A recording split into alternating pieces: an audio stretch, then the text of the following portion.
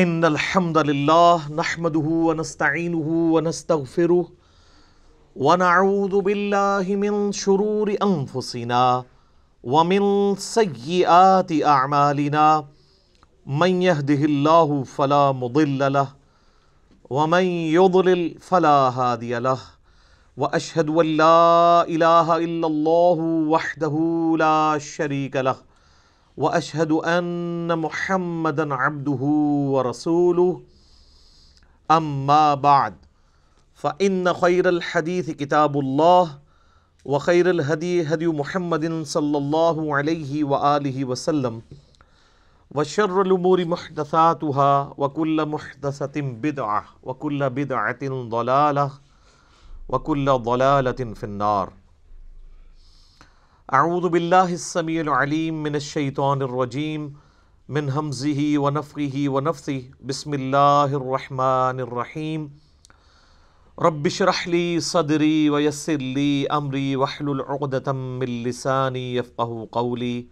بسم اللہ الرحمن الرحیم ان اللہ وملائکتہ یصلون علی النبی یا ایہا الذین آمنوا صلوا علیہ وسلموا تسلیما.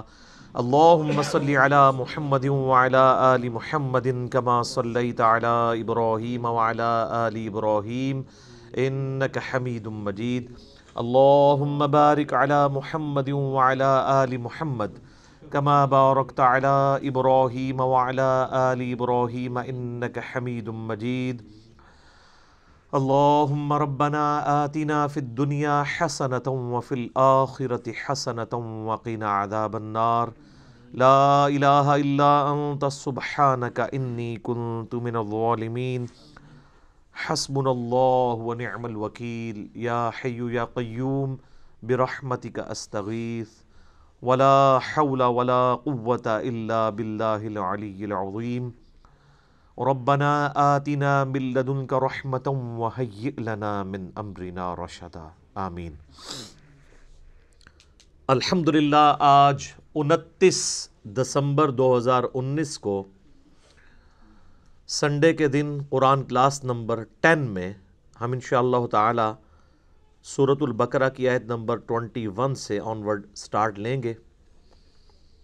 آج انشاءاللہ ہمارا یہ 2019 کا آخری درس ہوگا. اگلے سنڈے کو 2020 سٹارٹ ہو چکی ہوگی. اعوذ باللہ من الشیطان الرجیم بسم اللہ الرحمن الرحیم. یا ایہا الناس اعبدوا ربکم الذی خلقکم والذین من قبلکم لعلکم تتقون.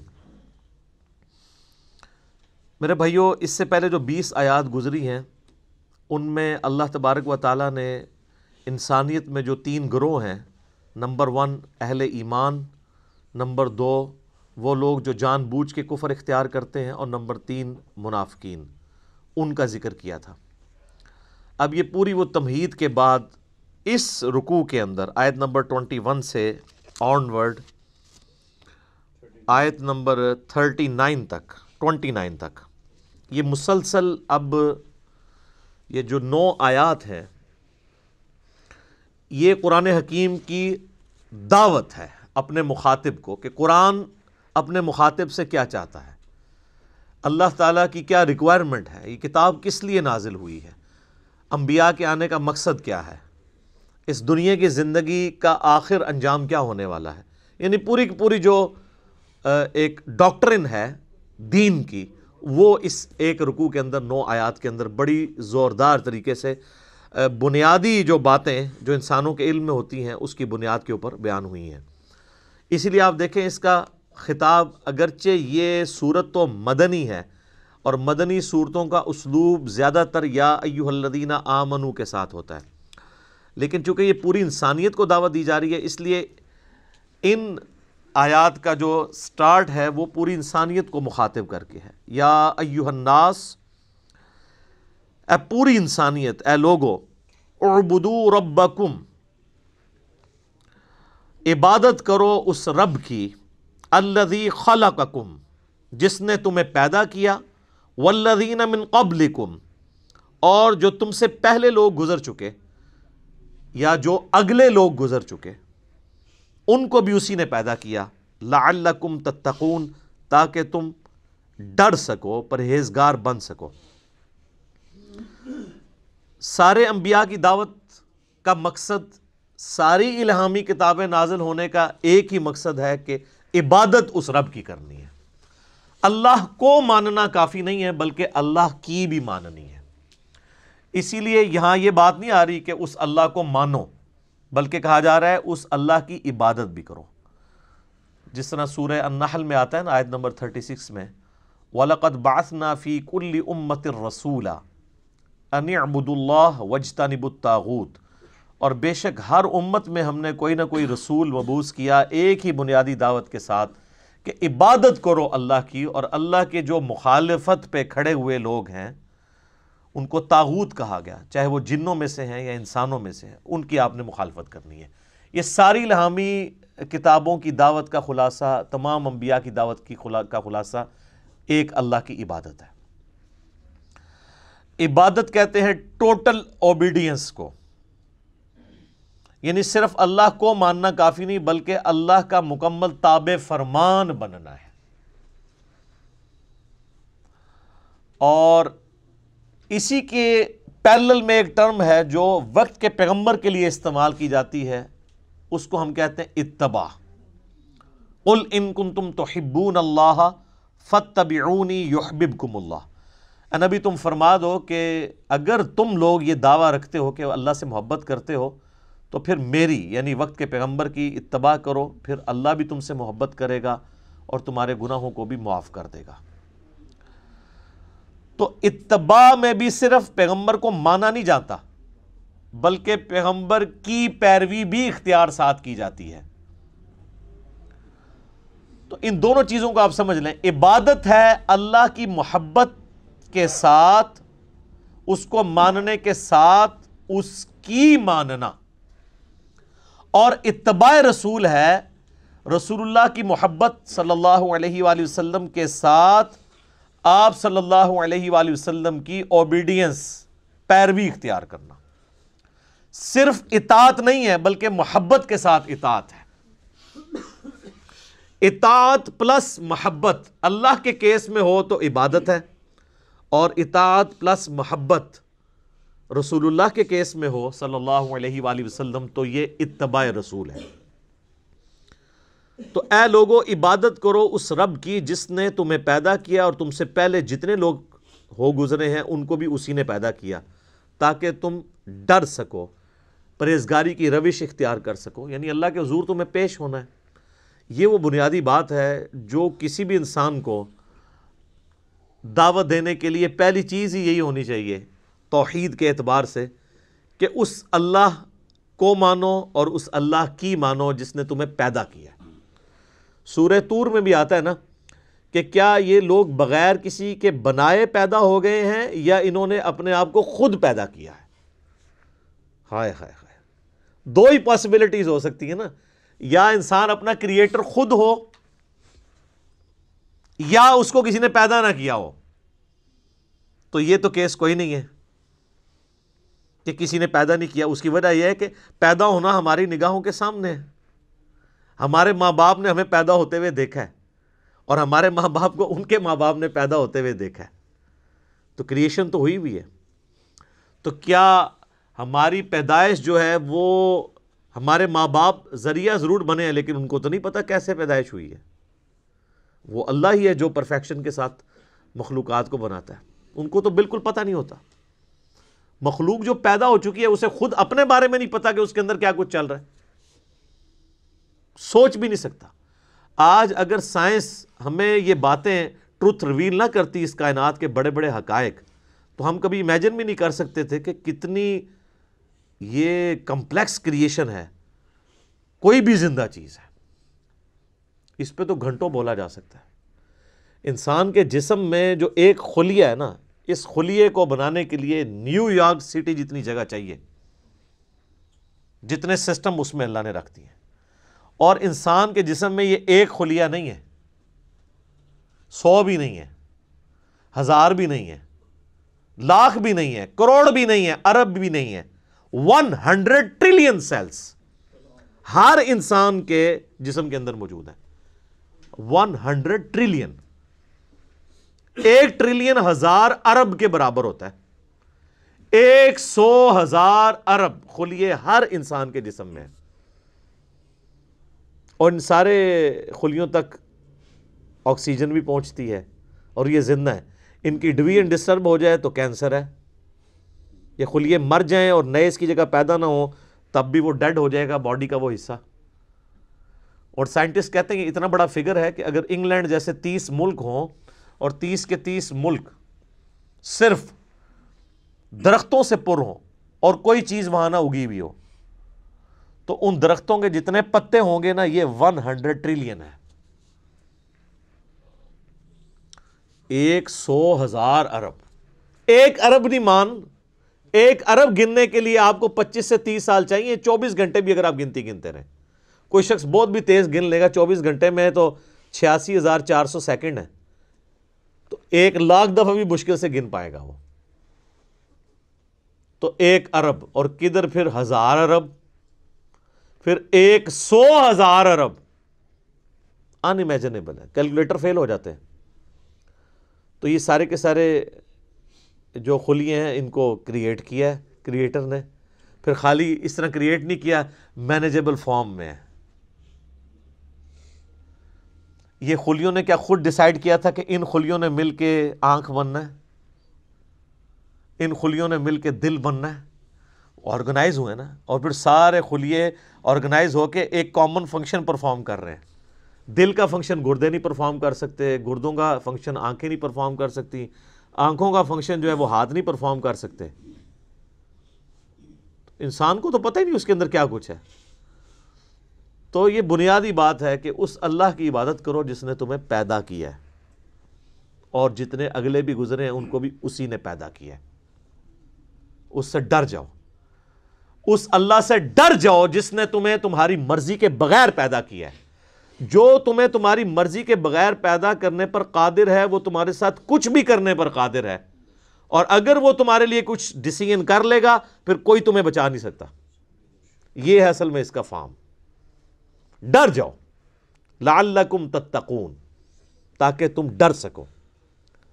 الذی جعل لکم الارض فراشا، وہی اللہ ہے جس نے اس زمین کو تمہارے لیے بچھونا بنایا ہے. والسماء بناء، اور آسمان کو چھت بنایا ہے.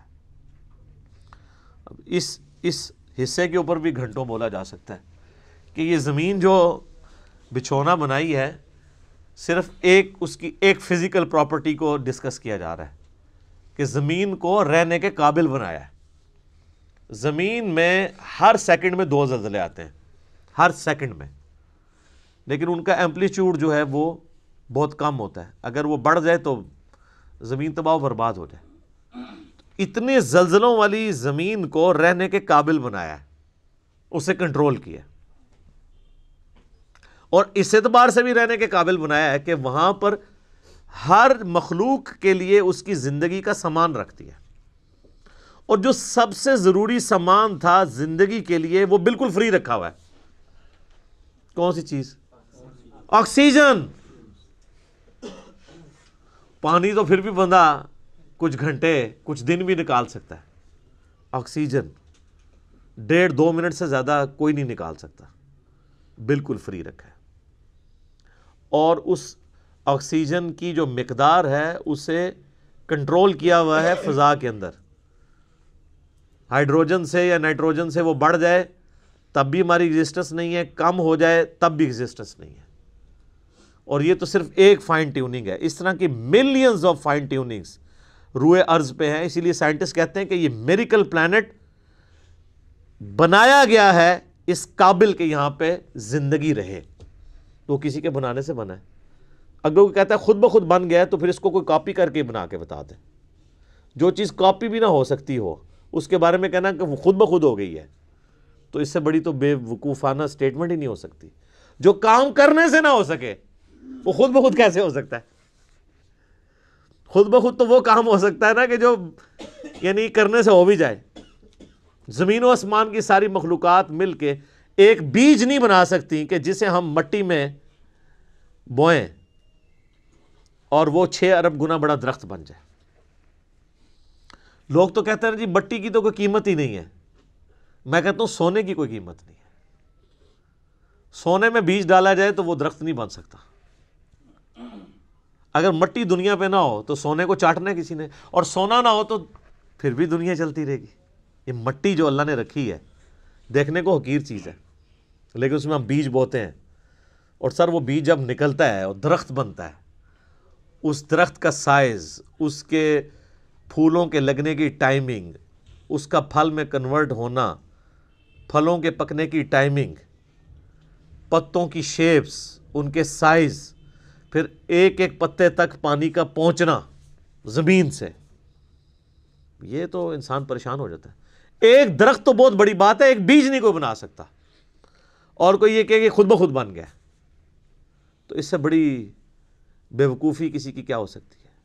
دنیا کا کوئی بیوقوف انسان بھی ایک بال پوائنٹ کے لیے ماننے کے لیے تیار نہیں خود بخود بن جائے، کیونکہ یہ ایک مینیجیبل چیز ہے، الٹپ نہیں ہے، ایٹ رینڈم نہیں ہے۔ تو زمین کو اس نے تمہارے لیے بچھونا بنایا ہے، وَالسَّمَاءَ بِنَاءً، اور آسمان کو چھت بنایا ہے۔ اب یہ متشابہات میں سے ہیں، یعنی آسمان کے بارے میں جو اب ہمیں اس ماڈرن سائنس کی وجہ سے ٹروتھ ریویل ہو رہے ہیں وہ تو بڑے حیران کن ہیں۔ یعنی آسمان کی جو لیئرز ہیں، آسمان تک پہنچنے کے لیے جو اللہ تعالیٰ نے لیئرز رکھی ہوئی ہیں، ان کے لیے بھی آسمان کا لفظ استعمال ہو سکتا ہے۔ اسٹریٹوسفیئر ہے، پھر ٹروپوسفیئر ہے، پھر اوزون کی لیئر ہے، یعنی سورج سے ملینز آف ایمپلیٹیوڈ کی مختلف ریز دنیا میں آتی ہیں، لیکن زمین کی جو ہماری رہنے کی سطح ہے اس میں سے چند ایک پہنچتی ہیں۔ 99.99% یہ آسمان کی جو لیئرز ہیں اس کی وجہ سے ریپیل ہو جاتی ہیں، کچھ ارتھ میگنیٹک فیلڈ کی وجہ سے ریپیل ہو جاتی ہیں، ورنہ وہ ہارمفل ریز نیچے آ جائیں تو بیماریاں۔ یہ جو کہتے ہیں اوزون لیئر کے اوپر ایک شگاف ہے، اس کی وجہ سے سکن کینسر کا خدشہ ہے ان علاقوں میں جہاں پہ وہ ڈائریکٹ ریز آتی ہیں۔ تو یہ آسمان کو ایک بڑی مضبوط چھت بنایا ہے اللہ تعالیٰ نے۔ آسمان حفاظت کا ذریعہ ہے، یہ اللہ کی قدرتیں ہیں جی، اس پہ کتنی دیر بولا جائے، میرے اس پہ کئی ایک لیکچرز ہیں، وہ آپ دیکھ لیں ورنہ تو ٹاپک بدل جائے گا۔ وَأَنزَلَ مِنَ السَّمَاءِ مَاءً، اور آسمان سے اس نے پانی کو نازل کیا، فَأَخْرَجَ بِهِ مِنَ الثَّمَرَاتِ، پھر اس کے ذریعے پھل اگائے تمہارے لیے، رِزْقًا لَكُمْ، تمہارے رزق کے طور پہ۔ اچھا یہ ساری باتیں بنیادی ہیں، کوئی دنیا کا انسان نہیں ہے جو کہ یہ چیزیں میری آبزرویشن میں نہیں ہیں۔ قرآن چونکہ پوری انسانیت کے لیے ہے، لہٰذا اس میں بالکل ڈیٹم لیول کی بنیادی باتیں ڈسکس ہوں گی جو ہر بندے کے ایکسپیرینس میں، نالج میں ہوں۔ یہ جتنی باتیں آ رہی ہیں کہ تمہیں اللہ نے پیدا کیا، تم سے اگلوں کو پیدا کیا، سب کے ایکسپیرینس میں ہے۔ اللہ تعالیٰ نے زمین کو رہنے کے قابل بنایا ہے، آسمان کسی انسان نے بنائی ہے، انسان تو ہمیشہ سے آبزرو بھی کر رہا ہے اسے، انسان تو صرف ڈسکوری کرتا ہے، اور انوینٹ بھی جو کرتا ہے وہ بھی کریشن ایکس نہیلو نہیں کرتا، عدم محض سے وجود نہیں دیتا، بلکہ اللہ کی تخلیقات کو یوز کر کے کرتا ہے۔ اگر وہ یہ ٹیبل لکڑی کا بنا رہا ہے تو لکڑی اس نے نہیں بنائی ہے، لکڑی نیچر سے ہی آئی ہوئی ہے، کریشن ایکس نہیلو نہیں ہے، لیکن اللہ تعالیٰ بدیع السماوات والارض ہے، زمین و آسمان کو بغیر نمونے کے، کوئی چیز نہیں تھی تو پیدا کی ہے۔ انسان جو خالق ہے وہ اللہ کی تخلیق میں سے خلق کرتا ہے، لیکن انسان بدیع نہیں ہے، البدیع نہیں اسے کہہ سکتے آپ، بغیر نمونے کے چیزوں کو پیدا کرنے والا۔ تو آسمان کے ذریعے پانی ہم دیکھتے ہیں، اس کے ذریعے زمین سے رزق نکالتا ہے تمہارے لیے۔ اس میں کیا قیامت مضمر ہے، رزق نکالنا بھی کافی نہیں تھا اگر اس رزق کی کمپیٹیبلٹی ہمارے ساتھ نہ ہوتی۔ آپ شیر کے سامنے تازہ ترکاری لا کے ڈال دیں، بہترین سے بہترین سبزی بھی، وہ دیکھنا بھی گوارا نہیں کرے گا، کیونکہ اس کی جبلت نہیں ہے، اس کے لیے وہ رزق نہیں ہے. اور بکری کے سامنے فریش قیمہ لا کے ڈال دیں آپ، اس کے لیے کوئی اٹریکشن نہیں ہے. تو صرف رزق تمہارے لیے رزق، یعنی رزق بھی پیدا کیا اور اس رزق کو کمپیٹیبل بھی بنایا. اور یہ رزق میں تو میں صرف کھانا پینے ڈسکس کر رہا ہوں، ورنہ تو ہر نعمت ہی رزق ہے. سب سے اہم ترین رزق آکسیجن ہے جو ہم انہیل کرتے ہیں، جس کے بغیر ہم 1.5-2 منٹ سے زیادہ زندہ ہی نہیں رہ سکتے. وہ سب کے لیے فری رکھتی ہے اللہ نے، کوئی اس کے اوپر ٹیکس نہیں ہے، کوئی آپ کو خریدنا نہیں پڑے گا، یہ آپ کے لیے فری ہے. تو جس اللہ نے یہ ساری نعمتیں دی ہیں، اس نے زمین کو رہنے کے قابل بنایا، آسمان کو تمہارے لیے مضبوط چھت بنایا تمہاری پروٹیکشن کے لیے، آسمان سے پانی نازل فرما کے زمین میں سے نباتات اگائے، اس کے ذریعے تمہارا یہ فوڈ سائیکل چلتا ہے سارے کا سارا. سب کچھ زمین سے ہی آ رہا ہے، چاہے وہ جانوروں کی خوراک ہو، چاہے پودوں کی خوراک ہو، چاہے ہماری خوراک ہو. زمین مر جائے تو ساری مخلوقات مر جائے.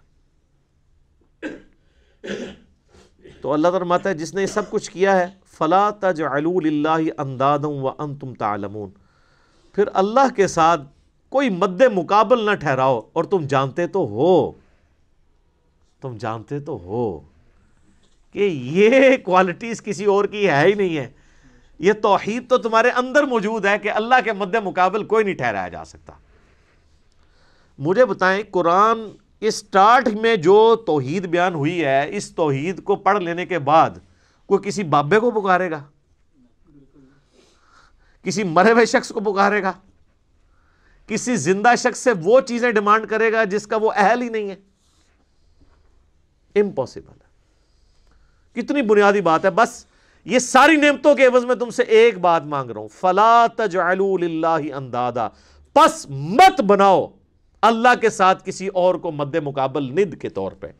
وَأَنْتُمْ تَعْلَمُونَ، اور تم جانتے تو ہو کہ کوئی ہے ہی نہیں ایسا کہ جسے بنایا جائے مد مقابل. کون ہو سکتا ہے؟ یہی ند کا لفظ ہے جو حدیث کے اندر آیا ہے، جو الادب المفرد میں صحیح سند کے ساتھ ہے، اور مسند امام احمد میں بھی ہے. ایک صحابی نے اللہ کے نبی علیہ السلام کے سامنے کہہ دیا، یا رسول اللہ ما شاء اللہ و شئت، جو اللہ چاہے اور جو آپ چاہیں. آپ فرمایا اجعلتنی للہ ندا، یہ وہی الفاظ ہے، کیا تو نے مجھے اللہ کے مد مقابل کھڑا کر دیا؟ قل بل ما شاء اللہ وحدہ، بلکہ کہہ جو اکیلا اللہ چاہے. اچھا، اس نے آگے سے نہیں آرگومنٹ کیا کہ یا رسول اللہ میں آپ کو اللہ کا بندہ ہی مان رہا ہوں، اللہ کا رسول ہی مان رہا ہوں، میں نے آپ کو کوئی اللہ مان کے نہیں کہا، میں نے آپ کو کوئی مستقل بذات نہیں مانا، میں نے آپ کو جو ہے وہ عطائی مان کے ہی بات کی ہے، ذاتی مان کے بات نہیں کی. یہ ساری کہانیاں جڑی مولویوں نے پڑھائیاں نے اس زمانے نہیں سنونیاں. تو یہی ند کا لفظ وہاں پہ بھی استعمال ہوا ہے، اللہ کے ساتھ ند نہ ٹھہراؤ. وَإِن كُنتُمْ فِي رَيْبٍ مِّمَّا نَزَّلْنَا عَلَىٰ عَبْدِنَا، اور اگر تمہیں یہ شک ہو، کوئی شک ہو اس چیز کے بارے میں جو ہم نے اپنے بندے پر نازل کی ہے، یعنی قرآن. یہ قرآن جو اللہ کی کتاب ہے، جو نبی علیہ السلام کا واحد معجزہ ہے، جس کی بنیاد پہ دعوی نبوت ہے، اس کے بارے میں اگر تمہیں کوئی شک ہو کہ یہ کتاب انہوں نے خود گھڑ لی ہے یا یہ کتاب اللہ کی طرف سے نہیں ہے، کوئی انسانی کوشش ہے، فَأْتُوا بِسُورَةٍ مِّن مِّثْلِهِ، تو تم بھی کوئی اس سے ملتی جلتی ایک صورت ہی بنا کے لے آؤ. وَادْعُوا شُهَدَاءَكُم مِّن دُونِ اللَّهِ، اور بلا لو مدد کے لیے اپنے جتنے حمایتی ہیں اللہ کے سوا. ان کنتم صادقین، اگر تم سچے ہو. اللہ کے سوا جتنوں کو بلانا ہے تم بلا لو. جنوں، بلکہ سورہ بنی اسرائیل میں تو آتا ہے کہ سارے جنوں انس بھی مل کے اگر اس طرح کی کوئی کتاب بنانا چاہیں تو کتاب نہیں بنا سکیں گے. اچھا، یہ قرآن حکیم میں مختلف جگہ مختلف یعنی چیلنجز آئے ہیں. سورہ ہود کے اندر بھی، سورہ یونس میں بھی. سورہ ہود کے اندر تو 10 صورتوں کا ذکر ہے کہ 10 صورتیں بنا کے لے آؤ اگر بنا سکتے ہو. سورہ یونس میں ہے کہ ایک صورت اس سے ملتی جلتی کو بنا کے لے آؤ، ایک صورت بنا کے لے آؤ. یہاں پہ تو آخری چیلنج ہے کہ کوئی ملتی جلتی، چلو اگر مکمل نہیں تو کوئی قریب قریبی کوئی صورت بنا کے لیا، تو یہ کوئی مشکل کام تو نہیں تھا۔ قرآن حکیم کی تو ایک بڑی چھوٹی سی صورت ہے، سورۃ الکوثر، انا اعطیناک الکوثر فصل لربک وانحر ان شانئک هو الابتر۔ اس کی بھی کوئی کاپی نکالی جا سکتی تھی ایسے لوگوں کی طرف سے جو یعنی اتنے فصیح اللسان تھے کہ وہ دوسروں کو اجمی کہا کرتے تھے، ان کو اپنی زبان کے اوپر اتنا ناز تھا، فی البدی وہ عام جو گفتگو ہے اس کو بھی شاعری کے انداز میں بیان کر دیا کرتے تھے۔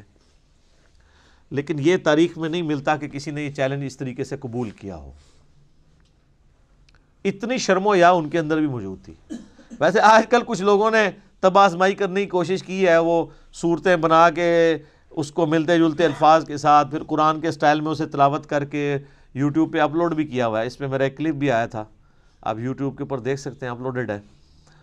قرآن سے ملتی جلتی جو صورتیں ہیں اس کے حوالے سے، تو میں نے بتایا تھا اس طریقے سے نہیں ہے یہ، جو اس کی ججمنٹ جو ہے وہ عربی لنگوسٹک کے لوگ کریں گے۔ صرف اس سے ملتے جلتے الفاظ کے ساتھ کوئی عربی کا کوئی لٹریچر سامنے لے آنا یا خود لکھ لینا یا کوئی شاعری کر لینا، ظاہر ہم اجمی تو جج نہیں کر سکتے۔ ہاں، اجمیوں کے لیے ٹیسٹ یہ ہے کہ آج کے دور کا ہمارے پاس جو سب سے بڑا ٹچ سٹون ہے وہ سائنٹیفک فیلڈ کا علم ہے۔ اس کے اعتبار سے کوئی بھی قرآن حکیم کی ایک آیت بھی ایسی نہیں ہے جو اسٹیبلش سائنس کے خلاف ہو۔ اس ٹیسٹ سے آپ اسے گزار کے دیکھ لیں، لیکن وہ اسٹیبلش سائنس ہونی چاہیے، ہائپوتھیسز یا تھیوریز نہیں ہونی چاہیے، تو اس پہ بھی یہ پرفیکٹلی فلفل ہوگی۔ ڈاکٹر مورس بوکائل ایک فرینچ سرجن تھے، انہوں نے ایک اس کے اوپر کتاب بھی باقاعدہ لکھی ہے، مسلمان ہو گئے تھے، بائبل، قرآن اینڈ سائنس کے عنوان سے۔ اردو میں ترجمہ بھی ہوا ہے لیکن وہ بڑی مشکل سی اردو ہے اس کی، انگلش میں بھی ترجمہ ہوا ہے اس کا۔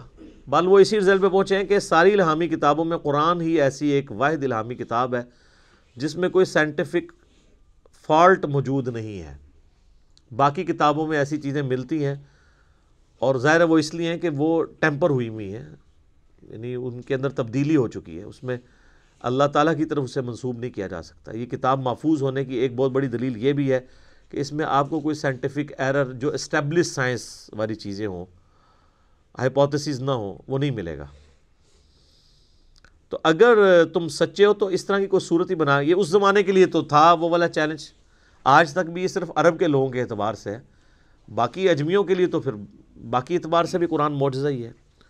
فَإِن لَمْ تَفْعَلُوا، اور پس اگر تم ایسا نہ کر سکو، وَلَن تَفْعَلُوا، اور تم ہرگز ایسا نہیں کر سکو گے۔ اللہ تعالیٰ نے اس پہ اپنا اوپینین بھی دے دیا ہے کہ یقیناً تم کر بھی نہیں پاؤ گے۔ فَاتَّقُوا النَّارَ الَّتِي وَقُودُهَا النَّاسُ وَالْحِجَارَةُ، تو ڈرو اس آگ سے جس کا ایندھن آدمی اور پتھر بننے والے ہیں۔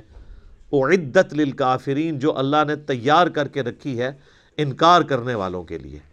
اچھا، یہ کافرون کا ترجمہ یا مسلمون کا ترجمہ جو ہے نا، وہ ہم عموماً تو کر رہے ہوتے ہیں مسلمان اور کافر، اصل جو ترجمہ ہے نا مؤمنون کا یا مسلمون کا، سر تسلیم خم کرنے والے، بات ماننے والے، اور کافر وہ ہیں جو بات نہیں ماننے والے۔ کوئی مسلمان بھی کافر ہو سکتا ہے، اور کوئی کافر بھی مسلمان ہو سکتا ہے کہ کوئی صحیح بات مان لے۔ وہ ایک تو وہ ٹرم والا ایمان ہے نا جو ہم ایز اے اصطلاح استعمال کرتے ہیں، جو کلمہ پڑھ لے اور وہ 5 بنیادی چیزوں پہ چلے۔ لفظی ترجمہ یہ ہے کہ نہ ماننے والوں کے لیے، انکار کرنے والوں کے لیے، کفر کہتے ہیں انکار کرنے کو، ناشکری کرنے کو، اللہ تعالیٰ نے آگ تیار کر رکھی ہے جس کا ایندھن آدمی، انسان اور پتھر ہے۔ اللہم اجرنا من النار، اللہم اجرنا من النار، اللہم اجرنا من النار۔ صحیح مسلم میں حدیث ہے، نبی علیہ السلام ایون نماز میں بھی جب کبھی آیات آتی تھیں جہنم سے ریلیٹڈ تو آپ علیہ السلام اللہ سے جہنم کے اگینسٹ اللہ تعالیٰ کی پناہ طلب کیا کرتے تھے، اور جب جنت کی آیات آتی تھی تو اللہ تعالیٰ سے جنت کا سوال کیا کرتے تھے۔ یہ سنت ہے۔ اچھا، یہ جو آیا کہ پتھر بھی ایندھن بنیں گے، تو یہ پتھر کو کوئی عذاب نہیں ہو رہا ہوگا، بلکہ ان کی حسرت میں اضافے کے لیے ہوگا۔ اس کا ڈیٹیل ذکر سورۃ الانبیاء میں آئے گا اللہ تعالیٰ فرماتا ہے کہ ہم کافروں کو بھی اور جن معبودوں کو یہ پوج رہے ہیں ان کو بھی دوزخ میں ڈالیں گے. اور پھر اللہ تعالیٰ فرماتا ہے کہ اگر یہ ان کے معبود ہوتے تو دوزخ میں ان کے ساتھ تو نہ ہوتے. پھر کافروں نے اس کا بھی ٹھٹھا کیا. انہوں نے کہا اچھا اس کا تو مطلب ہے پھر عیسیٰ ابن مریم کو بھی دوزخ میں ڈالا جائے گا، کیونکہ عیسیٰ ابن مریم کی بھی لوگوں نے پوجا کی ہے. پھر اللہ تعالیٰ نے اس کا بھی جواب دیا، رپلائی ٹو کے بغیر کام چلتا نہیں ہے نا، وسوسے اتنے ہیں. رپلائی ٹو کے کلپ تو بنے گے. وہ پھر سورہ الزخرف میں آیا، اللہ تعالیٰ نے یہ عیسیٰ کی مثال جو تم سے بیان کی ہے نا انہوں نے، تو یہ صرف جو ہے نا وہ حجت بازی کے لیے. پتہ ان کو بھی ہے کہ عیسیٰ ابن مریم کیوں دوزخ میں جائیں گے، وہ تو خود امام الموحدین تھے اپنے وقت میں، توحید کے دائی تھے. قصور تو ان لوگوں کا ہے جنہوں نے عیسیٰ ابن مریم کے بارے میں ڈیوینٹی کلیم کی ہے، نہ کہ عیسیٰ ابن مریم. پھر انہوں نے کہا وہ تو ہمارے بندے خاص ہیں اور وہ تو قیامت کی نشانی میں سے ہیں. تو یہ جو بت، وہ پتھر جن کے بت تراشے گئے، ان کو اللہ تعالیٰ دوزخ میں اس لیے ڈالے گا تاکہ کافروں کی حسرت میں اضافہ ہو کہ یار ان کو ہم پوجتے رہے، یہ بھی ہمارے ساتھ ہیں. اس کا یہ مطلب نہیں ہے کہ وہ ان پتھروں کو عذاب ہو رہا ہوگا، بلکہ وہ پتھر تو الٹا ان کے لیے خود عذاب بن جائیں گے، کیونکہ جب پتھر گرم ہوں گے تو وہ تو گرمائش زیادہ فیل ہوگی. پتھر بھی لوگ گرم کر کے ان سے بھی ہیٹ حاصل کرتے ہیں نا، وہ تو ان کے لیے ہوگا. اب دوزخ کے اوپر 19 فرشتے ہیں تو فرشتوں کو عذاب تو نہیں ہو رہا ہوگا، وہ تو مامور ہیں دوزخیوں کو مارنے پیٹنے کے لیے. اللہ تعالیٰ تو اس بات پہ قادر ہے کہ ایک ہی فریم آف ریفرنس میں مختلف لوگوں کے اوپر مختلف حالت طاری کر دے. یہ تو ہم نے دنیا میں ایکسپیرینس کیا ہے. آپ میں سے اگر کسی کو ملیریا ہوا ہو سخت گرمیوں میں تو اسے تو 2 رضائیاں بھی اڑا دی جائیں تو اس کی ٹھنڈ نہیں ختم ہوتی. باقی تو گرمی سے اف اف کر رہے ہوتے ہیں اور اس کو ٹھنڈ اتنی لگی ہوتی ہے کہ وہ کہتا ہے میرے اوپر اور اڑاؤ. ایک ہی جگہ پہ ٹیمپریچر بے شک 40 تک پہنچ چکا ہوا ہے، اس کو ٹھنڈ لگ رہی ہے، حالانکہ ایکچوئل وہاں پہ گرمی ہے. تو یہ اللہ تعالیٰ ایک فریم آف ریفرنس میں دنیا میں ایسی چیزیں کر کے بتاتا ہے کہ 2 مختلف بندوں پہ ایک ہی جگہ پہ 2 مختلف حالتیں طاری ہو جاتی ہیں. اللہ ہی اللہ ہے جی. یقین کریں کہ یہ جو چیزوں کی کوالٹیز ہیں یہ بھی اللہ کی وجہ سے ہے. اگر اللہ تعالیٰ کا امر اس کے پیچھے سے ہٹ جائے، آپ 7 سمندروں کا پانی بھی پی جائیں آپ کی پیاس نہیں بجھ سکتی. اور اگر آگ کے جلانے کی خاصیت اللہ تعالیٰ چھین لے، آپ پوری زمین کے درخت بھی جلا لینا، آپ ایک روٹی بھی نہیں پکا سکتے، کیونکہ وہ خاصیت ہی جب اللہ تعالیٰ لے لے گا. تو یہ دوزخ میں ان کافروں کے ساتھ پتھروں کو اس لیے جلایا جائے گا تاکہ ان کی حسرت میں اضافہ ہو، نہ کہ ان پتھروں کو عذاب دیا جا رہا ہوگا. اب سائملٹینیس کنٹراسٹ بھی آ رہا ہے جی. وَبَشِّرِ الَّذِينَ آمَنُوا وَعَمِلُوا الصَّالِحَاتِ. اور اے نبی علیہ السلام آپ خوشخبری دے دیجئے ان لوگوں کو کہ جو بات مان لیتے ہیں، یعنی ایمان لے آتے ہیں اور نیک اعمال اختیار کر لیتے ہیں، أَنَّ لَهُمْ جَنَّاتٍ تَجْرِي مِن تَحْتِهَا الْأَنْهَارُ، کہ ان کے لیے باغات ہیں جن کے نیچے نہریں بہتی ہوں گی. كُلَّمَا رُزِقُوا، جب کبھی بھی انہیں رزق دیا جائے گا اس جنت میں، منہا ان باغوں میں سے، من ثمرۃ الرزق، کوئی پھل رزق کی شکل میں ان کو جب پیش کیا جائے گا، اہل جنت کو جنت میں جب کوئی فروٹ دیا جائے گا، قالوا هذا الذي رزقنا من قبل، وہ کہیں گے یہ تو وہی ہے جو ہمیں اس سے پہلے دنیا میں بھی دیا جاتا تھا. وَأُتُوا بِهِ مُتَشَابِهًا، حالانکہ وہ ان کو اس سے ملتا جلتا فروٹ دیا جا رہا ہوگا، ایگزیکٹ نہیں ہوگا. ملتا جلتا اس لیے دیا جائے گا کہ انسان کی ایک نیچر ہے. دنیا میں بھی آپ دیکھ لیں، آپ کسی دسترخوان پہ بیٹھے ہوں تو سب سے پہلے اس چیز کو ہاتھ ڈالتے ہیں جس کے ساتھ آپ مانوس ہوں. آپ کسی ولیمے پہ بھی جاتے ہیں تو آپ کے سامنے کوئی ایسی عجیب و غریب ڈش آ جائے تو آپ اس کے رسک نہیں لیتے کھانے کا کہ پتہ نہیں کیا ذائقہ ہو، الٹا پلیٹ بھر کے بیٹھ جاؤں اور اس دوران جو میں نے کھانا تھا وہ ختم ہی ہو جائے. یہ بھی چانس ہوتا ہے نا. تو انسان مانوس اس چیز کے ساتھ ہوتا ہے جو پہلے اس نے اس کو ایکسپیرینس کیا ہو. یہ اللہ تعالیٰ نے انسان کی نیچر رکھی ہے. تو جنت میں بھی ابتدائی مہمان نوازی کے طور پہ جنتیوں کو وہ رزق دیا جائے گا جو دنیا میں وہ ایکسپیرینس کر چکے ہیں. آم، کیلا، انار، سیب، جو ہمارے ایکسپیرینس میں. اب دیکھنے میں تو وہ فروٹ دیکھنے میں تو ویسا ہی ہوگا، تو وہ کھانے سے پہلے ہی بات کریں گے کہ تو یہ وہی چیز ہے، ایتھے بھی آ کے وہی کچھ. لیکن نظر فرمائے گا کہ ان کے اس کی طرح کا ہوگا لیکن ویسا نہیں ہوگا. اب انور اٹور کا ذائقہ اور ایک دیسی آم کا ذائقہ برابر ہو سکتا ہے؟ دیکھنے میں تو دونوں ایک جتنے ہوتے ہیں، شکل و صورت بھی ملتی جلتی ہوتی ہے، لیکن زمین آسمان کا فرق ہے ٹیسٹ میں. اسی طریقے سے چونسے کا ٹیسٹ ہو یا کسی دوسرے آم کا، وہ برابر نہیں ہو سکتا. تو یہ تو دنیا میں ہی اللہ نے اتنا فرق رکھا ہوا ہے، تو آخرت میں جو آم دیا جائے گا وہ دنیا والا آم نہیں ہوگا. ہاں شکل و صورت میں ضرور ملتا جلتا ہوگا، لیکن اس آم کی تو کیا بات ہے. اللہ تعالیٰ جنت میں ہمیں اپنے محبوب صلی اللہ علیہ وآلہ وسلم کا پڑوس نصیب فرمائے، آمین. وَلَهُمْ فِيهَا أَزْوَاجٌ مُطَهَّرَةٌ، اور وہاں پہ ہوں گی ان کے لیے پاکیزہ بیویاں. پاکیزہ بیویاں دنیا کی بیویاں بھی اور جنتی حوریں بھی، وہ آگے چل کے ذکر آ جائے گا اس حوالے سے. اچھا، جنت میں جتنی بھی نعمتیں ہیں نا، ان میں جو یعنی ڈومیننٹ نعمتیں ہیں، ان کا کچھ نہ کچھ حصہ اللہ نے دنیا میں اس حوالے سے رکھا ہے کہ انسان اس نعمت کو ایکسپیرینس کر سکے. لیکن وہ زمین آسمان کا فرق ہے، لیکن کسی درجے میں ایکسپیرینس کروایا گیا، اور ایکسپیرینس کروایا گیا ہے تو تبھی ان چیزوں میں اٹریکشن ہے. اگر اٹریکشن نہیں ہوگی تو اس کے لیے تگ و دو کون کرے گا. اچھا، اس سے یہ بھی بات پتہ چلی کہ جنت کا لالچ بھی اللہ تعالیٰ خود دے رہا ہے. لہذا یہ جو ڈاکٹرین مشہور کی گئی ہے کہ ہمیں دوزخ کے ڈر کی وجہ سے یا جنت کی لالچ میں عبادت نہیں کرنی چاہیے، اللہ کے لیے کرنی چاہیے، تو یہ بالکل جعلی ڈاکٹرین ہے. اس کو مولا علی علیہ السلام کی طرف لوگوں نے منسوب کر دیا ہے کہ وہ کہتے تھے میں تو اللہ کی عبادت صرف اللہ کے لیے کرتا ہوں، جنت کی جو ہے وہ طلب میں یا دوزخ کے ڈر کی وجہ سے نہیں کرتا. اس کے اوپر بھی میرا ایک کلپ ریکارڈڈ موجود ہے کہ یہ ڈاکٹرین صوفیاء نے پیش کی ہے، یہ قرآن کی ڈاکٹرین نہیں ہے. کیونکہ جنت کا جو لالچ ہے اس کے پیچھے لگنا اللہ ہی کی تو اطاعت ہے. یہ جنت کا لالچ شیطان نے دیا یا اللہ نے؟ تو اگر آپ جنت کو نگیٹ کرتے ہیں، جنت کا مذاق اڑاتے ہیں یا دوزخ کو ہلکا جانتے ہیں، تو آپ یہ جنت یا دوزخ کو بے عزت نہیں کر رہے ہوں گے، بلکہ آپ اللہ تعالیٰ کے خلاف بغاوت کا علم بلند کر رہے ہوں گے. یہ تو اس نے رکھی ہوئی ہے نا چیزیں، ان ساری لالچیں وہی دیتا ہے نا. یہ وہ لالچ نہیں ہے جو بری بلا ہو، یہ وہ لالچ ہے جس کے لیے انسان کو کوشش کرنی چاہیے. قرآن پاک میں درجنوں آیات ہیں، آگے چلیں گے تو یعنی اللہ تعالیٰ فرماتا ہے کہ کوشش کرنے والوں کو ایسی جنت کے لیے کوشش کرنی چاہیے. خود اللہ تعالیٰ اس کی طرف. تو اسی طریقے سے یعنی جو ایک اللہ تعالیٰ نے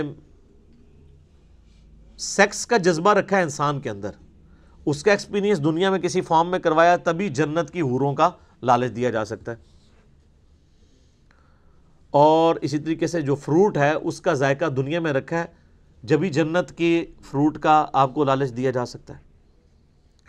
باقی تو بخاری مسلم میں حدیث ہے کہ اللہ تعالیٰ نے جنت میں وہ نعمتیں تیار کر رکھی ہیں جو نہ کسی آنکھ نے دیکھی، نہ کسی کان نے سنی، نہ کبھی کسی کے دل پہ بھی اس کا گمان گزرا. وہ تو ان امیجنیبل ہے. یہ صرف متشابہات ہیں، چیزیں ملتی جلتی چیزیں دنیا میں، صرف بات سمجھانے کے لیے.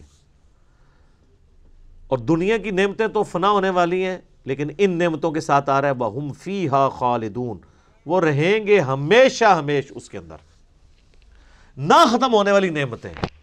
اچھا، دنیا میں کوئی بڑے سے بڑی بھی نعمت ہے نا، وہ اچھی انسان کو لگتی ہے، لیکن جیسے ہی اس کے چھوٹ جانے کا خیال آتا ہے تو دل کے اوپر غم کا غلبہ ہو جاتا ہے. اور جنت میں غم نہیں ہے، اس لیے جنت میں ہمیشہ کی نعمتیں. بخاری اور مسلم کی حدیث ہے کہ میدان محشر میں لا کے مینڈے کی شکل میں موت کو قتل کیا جائے گا، اور جب بلایا جائے گا تو باقاعدہ ایک یعنی ندا کی جائے گی. جہنمی جو ہے جہنم کے کنارے پہ آ جائیں گے اس خوشی کی وجہ سے کہ شاید ہمارے نکلنے کے لیے کوئی اب سبب ہونے لگا ہے. اور جنتی جنت کے کنارے پہ آئیں گے اس ڈر کے ساتھ کہ ہمیں کہیں جنت سے نہ نکال دیا جائے، تو پھر اللہ تعالیٰ موت کو مینڈے کی شکل میں لا کے وہاں پہ ذبح کرے گا، اور پھر کہا جائے گا کہ جنتیوں کے لیے خوشخبری ہے کہ انہیں کبھی موت نہیں آئے گی، اور دوسری طرف جہنمیوں کے لیے ہمیشہ کا غم ہے کہ ان کو بھی موت نہیں آئے گی۔ تو قرآن میں آتا ہے سورہ فرقان میں، آج ایک موت نہیں کئی موتیں مانگو، موت نہیں تمہیں آئے گی، ہزاروں موتیں مانگو، موت نہیں آنے کی، کیونکہ موت آ جائے تو پھر تکلیف ختم ہو جائے، لیکن وہاں پہ موت نہیں آئے گی۔ اللہم اجرنا من النار، اللہم اجرنا من النار، اللہم اجرنا من النار، آمین۔ اللہم من احییتہ منا فاحیہ علی الاسلام ومن توفیتہ منا فتوفہ علی الایمان، آمین۔ صحیح مسلم میں ایک حدیث ہے کہ جب جنتی جنت میں داخل ہونے لگیں گے تو ان کو ایک ندا کی جائے گی، جاتے ہی خوشخبری ملے گی، تمہارے لیے مبارک ہے، آج کے بعد تمہیں کبھی موت نہیں آئے گی، تم ہمیشہ زندہ رہو گے، آج کے بعد تمہیں کبھی بدحالی نہیں آئے گی، تم ہمیشہ خوشحال رہو گے، آج کے بعد تمہیں کبھی بڑھاپا نہیں آئے گا، تم ہمیشہ جوان ہی رہو گے، اور آج کے بعد اللہ تم سے کبھی ناراض نہیں ہوگا، ہمیشہ راضی رہے گا۔ یعنی دنیا میں تو سب سے بڑی اہل ایمان کے لیے ٹینشن ہی یہی ہے نا کہ میں نے یہ کیا تو ناراض نہ ہو جائے۔ جنت وہ جگہ ہے جہاں کچھ بھی کر لیں اللہ ناراض نہیں ہوگا، ہر وہ چیز جو دنیا میں بھی جرم تھی وہاں جا کے وہ جرم نہیں رہے گی۔ دنیا میں مرد کے لیے سونا پہننا حرام ہے، اور جنت میں سونے کے کنگن پہنائے جائیں گے، ریشم کا لباس پہنایا جائے گا۔ قرآن پاک میں آتا ہے، بخاری مسلم میں درجنوں احادیث ہیں، جسے شوق ہو تو مشکات المصابیح کی 3 جلد میں جنت والا چیپٹر پڑھ لیں تو آپ کو اندازہ ہوگا کہ جنت میں اللہ تعالیٰ نے کیا کچھ رکھا ہے انسان کے لیے۔ لیکن یہ بات اپنی جگہ ہے، ایک حقیقت ہے کہ جنت پہنچنا بڑا مشکل ہے، یہ سب سے بڑا المیہ ہے۔ یہ تو بابوں نے آپ کو ایک خدا کا تعارف کروایا نا کہ جنت تو اپنی جیب ہی ہے، کتابیں یہ نہیں بتاتی، کتابیں کچھ اور ہی بتاتی۔ صحیح مسلم میں حدیث ہے کہ اللہ تعالیٰ نے جنت کو ناگوار چیزوں سے ڈھانپ رکھا ہے، یعنی جنت تک پہنچنے کے لیے کئی ناگوار چیزوں سے آپ کو گزرنا پڑے گا، پھر جنت آئے گی۔ اور جہنم کو اللہ تعالیٰ نے خوشنما چیزوں سے ڈھانپ رکھا ہے، یعنی ہر اٹریکٹ فل چیز دوزخ کی طرف لے کے چلی جائے گی۔ ناگواری تو ہے نا، یعنی روزانہ 5 وقت نماز پڑھنا دنیاوی طور پہ ایک تردد تو ہے، سردیوں میں وضو کرنا ایک تردد تو ہے، گرمیوں کے روزے رکھنا ایک تردد تو ہے، حلال اور حرام کا فرق کرنا ایک تردد تو ہے، اور دوسری طرف آپ جو اپنی مرضی کے مطابق کوئی بھی کام کرتے جائیں وہ سیدھا آپ کو دوزخ کی طرف لے جائے گا، جو آپ اپنی مرضی سے کریں گے، اور جو اللہ کی مرضی سے کرنا پڑتا ہے اس میں تردد تو ہے، ظاہر وہ نفس کے خلاف ہے۔ تو یہ مسلم شریف کی حدیث کمال حدیث ہے کہ جنت ناگوار چیزوں سے ڈھانپی ہوئی ہے اور جہنم خوشنما چیزوں سے۔ اس کی ایکسپلینیشن جامع ترمذی میں، سنن ابی داؤد میں، سنن نسائی اور ابن ماجہ میں ہے کہ جب اللہ تعالیٰ نے جنت کو پیدا کیا تو حضرت جبرائیل علیہ السلام سے کہا کہ جائیں جنت کو جا کے وزٹ کریں کہ میں نے کیسی رہنے کی جگہ بنائی ہے۔ جب حضرت جبرائیل علیہ السلام جنت گئے اور اس کی خوبصورتی دیکھی تو اللہ تعالیٰ نے کہا کہ جبرائیل کیسا پایا جنت کو؟ انہوں نے کہا اللہ تیری عزت کی قسم کوئی بندہ ایسا نہیں ہوگا جو اس میں جانے کے لیے جان دھڑ کی بازی نہ لگا دے، کیا زبردست جگہ تو نے بنائی ہے۔ اللہ نے فرمایا اچھا، اللہ تعالیٰ نے جنت کو ناگوار چیزوں سے ڈھانپ دیا، جو مسلم شریف کی حدیث ہے، اور کہا اب جا کے ذرا جنت کو دیکھو۔ جب وہ دیکھ کے آئے تو انہوں نے کہا تیری عزت کی قسم مجھے نہیں لگتا کوئی بندہ جنت میں جانے میں کامیاب ہوگا، اتنا مشکل ہے۔ سر یہ ہے کتابوں کا خدا، یہاں کہتے ہیں نہیں جناب ایک دفعہ بھی پڑھ لیا ایک دفعہ بھی پڑھ لیا، ایک پھیرا ہی لگے گا۔ اور سورہ فرقان میں اللہ تعالیٰ فرماتا ہے کہ جہنم ہمیشہ رہنے کے لیے بھی بری جگہ ہے اور ایک لمحے کے لیے رہنے کے لیے بھی بری جگہ ہے۔ آپ لاکھ کہتے رہیں کہ پھیرا لگے گا۔ اچھا یہ پھیرا بھی اس لیے ہم کہتے ہیں کہ ہم نے کبھی اس پھیرے کو امیجن نہیں کیا، آپ کو ادھر بیٹھے بیٹھے امیجن کروا دیتے ہیں۔ اگر کسی شخص کو یہ کہا جائے کہ ایک فجر کی نماز چھوڑنے پہ آپ کو فجر سے ظہر تک ایک ایسے کمرے میں وقت گزارنا پڑے گا جو 10 بائی 10 فٹ کا ہوگا، اس میں 100 کوبرا سانپ ہوں گے، 100 بچھو ہوں گے، 100 اژدہے ہوں گے، لیکن صرف فجر سے ظہر تک بس، تو کوئی امیجن بھی کر سکتا ہے اس کو؟ وہ ان سانپوں کو تو آپ مار بھی سکتے ہیں، تو جہنم کے سانپ کے بارے میں کوئی سوچ بھی سکتا ہے؟ چونکہ ہم نے امیجن نہیں کیا ہوتا اس لیے ایک پھیرے کی بات کرتے ہیں.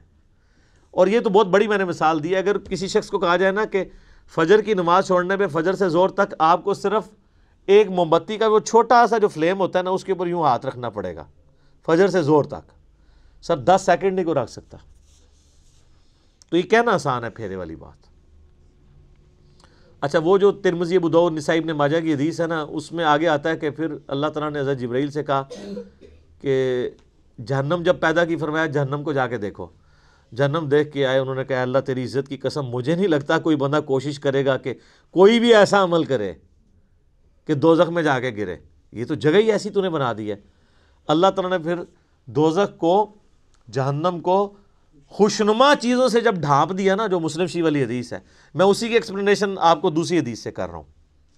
یہ سر کتابوں کا دین ہے، بابوں کا نہیں ہے. تو حضرت جبرائیل علیہ السلام جب گئے واپس آئے، کہا اے اللہ تیری عزت کی قسم مجھے نہیں لگتا کوئی بندہ جہنم میں جانے سے بچ سکے گا، اتنا خوشنما تو نے بنا دیا، یہ تو سارے ہی جائیں گے جہنم میں. اور سب نظر بھی آ رہا ہے، نظر بھی آ رہا ہے، کیا دیندار، کیا بے دین، کیا مسلمان، کیا کافر. آپ کو بغاوت دیکھیں عروج پہ نظر آتی ہے.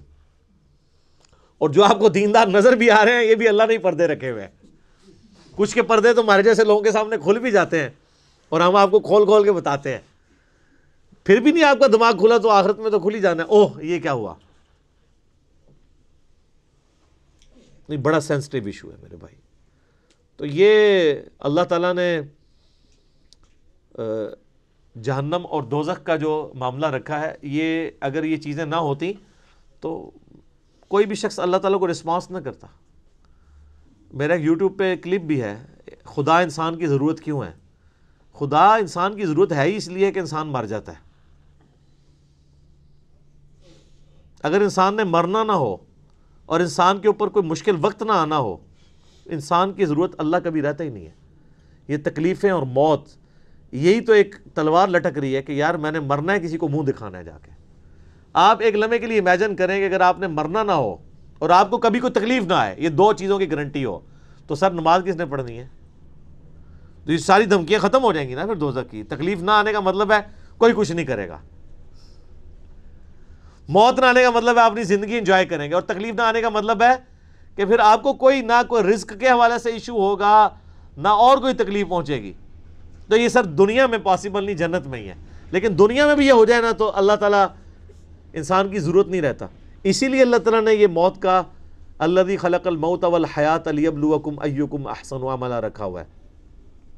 یہ جو تلوار لٹکائی ہے وہ اسی لیے تو لٹکائی ہے.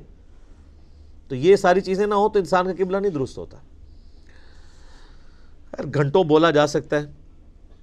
اگلی بڑی اہم ترین آیت ہے آیت نمبر 26. قرآن حکیم کے اسلوب کے اوپر ایک کافروں نے اعتراض کیا تھا، اور کچھ نہیں، یعنی وہ قرآن کے مثل کوئی صورت تو نہیں بنا کے لا سکے، لیکن ایک اعتراض انہوں نے کیا تھا کہ اگر یہ اللہ کی کتاب ہے تو اللہ تو اتنا پڑھا لکھا ہے، اتنا ایجوکیٹڈ ہے، اتنی اونچی ہستی ہے، لیکن قرآن میں مثالیں وہ بیان کرتا ہے، کبھی مکھی کی، کبھی جو ہے وہ مکڑی کی. سورۃ العنکبوت میں کافروں کے ایمان کو مکڑی سے تشبیہ دی. سورہ الحج کے اندر کہا کہ یہ جن کو اللہ کے سوا پکار رہے ہیں یہ ایک مکھی پیدا نہیں کر سکتے، اور مکھی سے کوئی چیز چھین کے لے جائے یہ واپس نہیں لا سکتے. تو اتنی بڑی کتاب میں اتنی حقیر چیزوں کی مثالیں کیوں ہیں؟ تو اس قرآن کا اسلوب کہ قرآن مشکل کتاب نہیں بلکہ اتنی آسان کتاب ہے، عام انسان کے ساتھ بحث کرتی ہے. دیکھ لیں آپ، اس میں کوئی فلسفیانہ باتیں اس طریقے سے نہیں ہیں، موٹی موٹی باتیں ہیں. تو اگر یہ اللہ کی کتاب ہوتی تو بڑی مشکل ہونی چاہیے تھی، علماء سے پوچھ کے چلنا چاہیے تھا. پھر تو یہی کہتے ہیں نا وہ. اور قرآن کم از کم 4 دفعہ سورۃ القمر میں کہہ رہا ہے وَلَقَدْ يَسَّرْنَا الْقُرْآنَ لِلذِّكْرِ فَهَلْ مِن مُدَّكِرٍ، قرآن کو ہم نے نصیحت کے لیے آسان کر دیا ہے کوئی جو نصیحت حاصل کرے اس سے؟ تو اتنی مشکل کتاب ہونی چاہیے تھی اگر یہ اللہ کی کتاب ہے۔ تو اللہ تعالیٰ نے وہ متھ توڑی ہے، ان اللہ لا یستحیی ان یضرب مثلا ما بعوضۃ فما فوقها، بے شک اللہ اس بات سے شرم محسوس نہیں کرتا کہ وہ مچھر کی مثال دے یا اس سے بھی کسی حقیر چیز کی۔ کیوں؟ اللہ کا مقصد کسی کے اوپر اپنا علمی رعب ڈالنا نہیں ہے، اللہ کا مقصد بات سمجھانا ہے، اور بات سمجھانے والا شخص جو ہوتا ہے نا وہ کبھی مشکل الفاظ نہیں استعمال کرتا۔ لہٰذا آپ یہ علماء کی جب ہم مشکل اردو اور ٹرمز سنتے ہیں نا، واللہ وہ اس نیت سے نہیں تقریر کر رہے ہوتے کہ انہوں نے عوام کو دین سمجھانا ہے، وہ یہ تقریر کر رہے ہوتے ہیں کہ میں اتنی مشکل ٹرمنالوجیز بول سکتا ہوں، اور پھر کہتے ہیں دیکھا جی وہ جی علامہ صاحب نے بڑے مشکل لفظ استعمال کیے۔ تو یہ علامہ صاحب نے اللہ کی سنت میں عمل نہیں کیا، اللہ کی اسی لیے تو پھر علماء کو چھوڑ گئی ہے نا پبلک۔ وہ کہتے ہیں ان کے پاس ہم ایک گھنٹہ بیٹھ کے سنتے ہیں، سمجھ نہیں آتی ہے، علی بھائی کے 5 منٹ کے کلپ میں اتنا کچھ سمجھ آ جاتا ہے۔ کیوں آتا ہے؟ عام فہم بات ہے۔ لیکن میں آپ کو مزے کی بات بتاؤں، یہ عام فہم بات کرنا یہ مشکل کام ہوتا ہے، مشکل باتیں کرنا آسان کام ہوتا ہے۔ اس لیے آپ دیکھتے ہیں کتنے لائق لوگ ہوتے ہیں، لیکن جب ان کو آپ ٹیچر بناتے ہیں انتہائی نالائق ٹیچر ثابت ہوتے ہیں، کیونکہ ٹیچنگ جو ہے ایک فن ہے، اس کے لیے صرف لائق ہونا کوئی کمال نہیں ہے، اس میں کمیونیکیشن آپ کو سکل چاہیے ہوتی ہے، آپ لوگوں کی سطح پہ اتر کے بات کر سکتے ہو۔ تو یہ کیپیبلٹی مشکل کیپیبلٹی ہے۔ آپ یہ نہ سمجھیے گا جو مشکل باتیں کرتا ہے وہ آسان باتیں بھی کر سکتا ہے۔ آسان طریقے سے بات کرنا یہ زیادہ مشکل ہوتا ہے، اور مشکل طریقے سے بات کرنا یہ زیادہ آسان ہوتا ہے۔ ان کی کمپیٹنسی بھی نہیں ہوتی ہے۔ تو اللہ تعالیٰ ماتا ہمارا یہ مقصد نہیں ہے کہ ہم کسی کے اوپر روب ڈالیں گے۔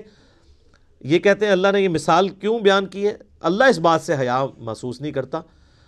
فَأَمَّا الَّذِينَ آمَنُوا، پس جو لوگ بات مان لیتے ہیں، فَيَعْلَمُونَ أَنَّهُ الْحَقُّ مِن رَبِّهِمْ، تو وہ اس چکر میں نہیں پڑتے کہ یہ مکھی کی مثال کیوں آ گئی، یہ مچھر کی مثال کیوں آ گئی، یا میں اپنے بارے میں کرتا ہوں، میں کبھی کوئی مثال کوئی پھکی کی بات کر دی یا ٹنی کی بات کر دی، تو بات سمجھانے کے لیے کوئی اگزامپل کے طور پہ بھی بات کر دی، تو جو بات ماننے والے ہیں سمجھنے والے ہیں وہ ان چکروں میں نہیں پڑتے الفاظی کے اوپر۔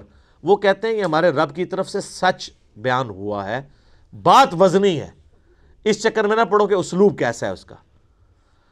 فَأَمَّا الَّذِينَ كَفَرُوا، جبکہ جو بات نہیں ماننے والے ہوتے ہیں، ہر بات میں وہ بات کی کھال اتارنے والے ہوتے ہیں، اور ان کا مقصد بات ماننا نہیں ہوتا بلکہ انکار کرنے کا کوئی بہانہ تلاش کرنا ہوتا ہے۔ فَيَقُولُونَ، تو وہ کہتے ہیں مَاذَا أَرَادَ اللَّهُ بِهَذَا مَثَلًا، اللہ کو یہ مثال بیان کر کے کیا ملا ہے، کیا ارادہ تھا اللہ کا، یہ باتیں کرنے کی کیا ضرورت ہے، کوئی مشکل باتیں ہونی چاہیے تھی۔ تو اب چونکہ یہ انہوں نے اعتراض کیا ہے غیر علمی جذباتی ڈاکٹرن کے ساتھ، لہٰذا اس کا جواب بھی اسی اعتبار سے پہلے تو دیا جا رہا ہے، یضل بہ کثیرا ویہدی بہ کثیرا، اللہ کا مقصد یہ ہے کہ تاکہ اس مثال کے ذریعے بہت سے لوگوں کو گمراہ کر دے اور بہت سے لوگوں کو ہدایت دے۔ مراد یہ نہیں ہے کہ قرآن کتاب گمراہی ہے، وہ تو آیا ہے قرآن میں ھدی للناس وبینات من الہدی والفرقان، یہ پوری انسانیت کے لیے ہدایت ہے، ہدایت کی روشن دلائل ہیں، اس میں حق اور باطل میں تمیز کرنے والی کتاب ہے۔ اس کتاب کا مقصد کسی کو گمراہ کرنا نہیں ہے، مقصد یہ کہ یہ الٹیمیٹلی تمہاری گمراہی کا سبب اس اعتبار سے بن جائے گی کہ تم اس کو مان کر ہدایت پہ آ جاؤ گے اور نہ مان کے گمراہ ہو جاؤ گے۔ جیسا شیطان نے کہا تھا کہ اے اللہ اس آدم کی وجہ سے تو نے مجھے گمراہ کیا ہے، حالانکہ آدم کی وجہ سے نہیں ہوا تھا، وہ ہوا خود ہی تھا، لیکن اس نے یہ کہا کہ نہ آدم پیدا ہوتا تو نہ میرے امتحان آتا تو نہ اسرا ہوتا۔ تو انڈائریکٹلی یہ بات ادھر بھی اللہ تعالیٰ نے کہا ہے کہ اللہ تعالیٰ نے اس لیے کیا ہے کہ تم تاکہ جو ماننے والے ہیں ان کا ایمان میں اضافہ ہو جائے گا، جو نہ ماننے والے ہیں وہ گمراہ ہو جائیں گے، اور جو ماننے والے ہیں ان کو ہدایت مل جائے گی۔ اس کا یہ مطلب قطعاً نہیں ہے کہ قرآن پڑھ کے کسی کو گمراہی ملتی ہے، نعوذ باللہ من ذالک، یہ عقیدہ کفر ہے۔ میرا یوٹیوب پہ ایک کلپ بھی ہے، انڈیا پاکستان اور بنگلہ دیش کے لوگوں کے 2 کفریہ علماء کے 2 کفریہ عقیدے۔ ایک کفریہ عقیدہ یہی ہے اس میں سے کہ جی قرآن جو ہے یہ گمراہ کر دیتا ہے. یہ اکثر آپ سنتے ہیں نا، قرآن گمراہ کر دیتا ہے ڈائریکٹ پڑھنے سے انسان. اچھا انڈائریکٹ پڑھنے سے بھی گمراہی ہوتا ہے. انڈائریکٹ کدھر پڑھنے دیتے ہیں؟ وہ کہتے ہیں پڑھنا ہی نہیں ہے. ڈائریکٹ انڈائریکٹ تو ہے وہ انگریزی والے رہ گئے. انڈائریکٹ نہ انہوں نے خود پڑھا ہوا ہوتا ہے اور نہ کسی کو پڑھنے دیتے ہیں. وما يضل به الا الفاسقین، اور اس سے گمراہ تو نہیں ہوتے ہیں مگر وہ لوگ جو نافرمان ہیں، نافرمانی کی روش اختیار کیے ہوئے لوگ ہیں، جو جان بوجھ کے گمراہ ہونا چاہتے ہیں. وہ ان کے لیے قرآن میں پھر گمراہی ہے، کیونکہ جب وہ چاہ ہی رہے ہیں کہ ہم نے قرآن پاک میں نکالنی ہے اس قسم کی باتیں جس سے ہم قرآن سے دور بھاگیں، تو ظاہر ہے پھر قرآن پہ انہوں نے عمل کہاں سے کرنا ہے.